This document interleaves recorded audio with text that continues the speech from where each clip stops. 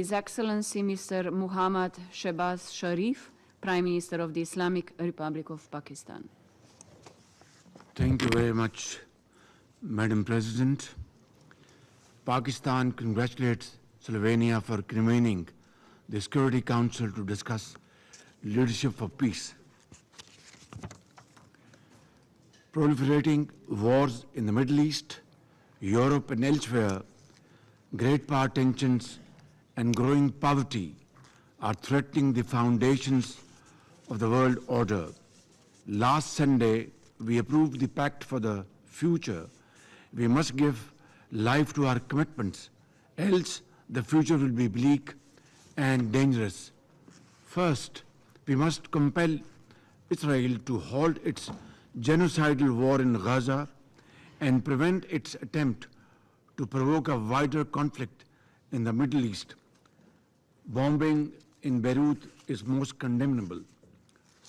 It is time to apply sanctions against Israel, including an arms and trade embargo.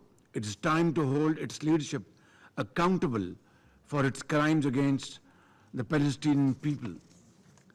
The Security Council, Madam President, must develop an impartial plan for a ceasefire and peaceful solution for the war in Ukraine, and not allow its perpetuation or escalation.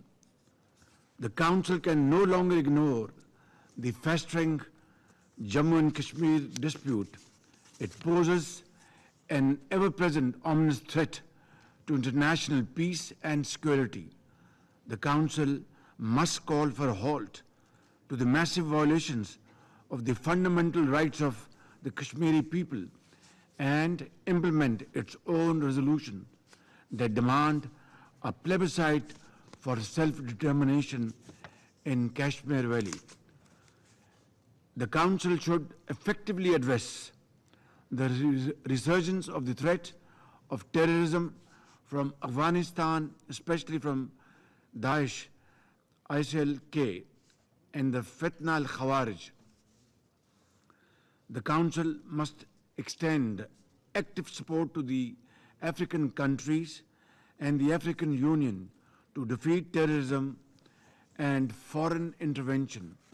UN peacekeeping must become more robust and effective.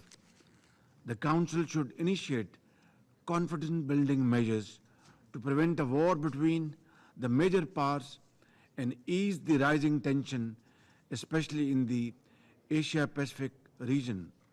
Healthy competition between governments is very healthy and good, but must not take the shape of ugly confrontation. The Council must declare zero tolerance for the illegal use of force and revive global efforts to halt and reverse the new arms race in nuclear and conventional weapons. It must build controls over new weapons and technologies, including artificial intelligence, that are making war more likely and more lethal.